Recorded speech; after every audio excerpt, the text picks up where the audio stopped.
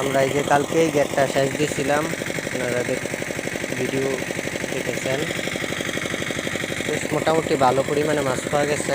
তো তার পাশের এই গেটটা আজকে সেচ দিতেছি। পুরা কচুরি পানায় পুরা ভরা, পরিষ্কার করতে হবে। মেশিন চলতেছে।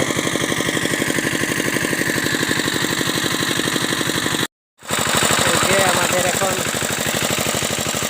কচুরি পানা ধোয়ানো হচ্ছে, পরিষ্কার করতেছি।